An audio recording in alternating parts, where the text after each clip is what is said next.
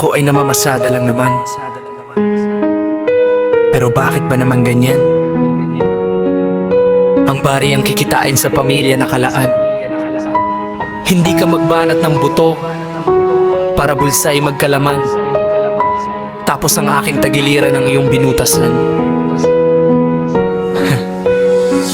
Ngayon ang biyahe ko na ay patungo na sa langit. Sino na ang agapay sa anak ko na maliit? Hindi ka man lang na konsensya at milyong beses mong inisip ang destinasyong makaahon sa hirap ay naglaho na lang sa panaginip. Hindi ko hiniling na dito magtatapos ang daan. Ang bawat pagalis ko'y pangarap lang ang baon sa isipan. Pawis ang puhunan, hindi takot ang sandata. Ngunit isang iglap lang napalitan ng luha. Ang manibela'y binitiwan, ang pangarap ay nahinto. Mga ngiti ng pamilya ngayon ay larawan na lang sa kwarto. Hindi na ako makakauwi para yumakap sa kanila. Mga salitang mahal ko kayo nang iwan na lang sa alaala. Kung may puso ka, sana'y marinig mo ang sigaw ng pamilyang naiwan dahil sa nangyari. Ito na ang huling biyay ng isang amang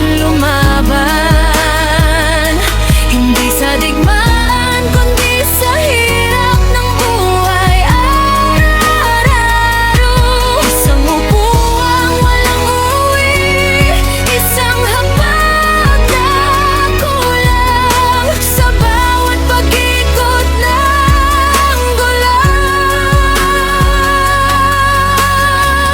May pamilyang nasasaktan.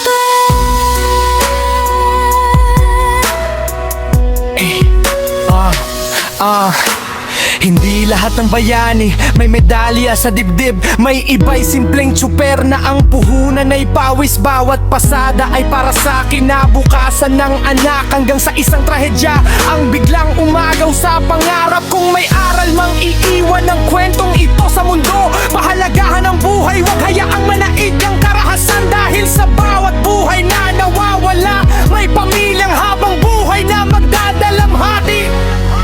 Kung sakaling marinig mo ang makina sa lansangan, alalahanin mo ang mga tsuper na lumalaban para sa pamilya. Hindi lahat ay nakakarating sa kanilang destinasyon, pero sana balang araw makamit ng bawat isa ang hustisya at kapayapaan.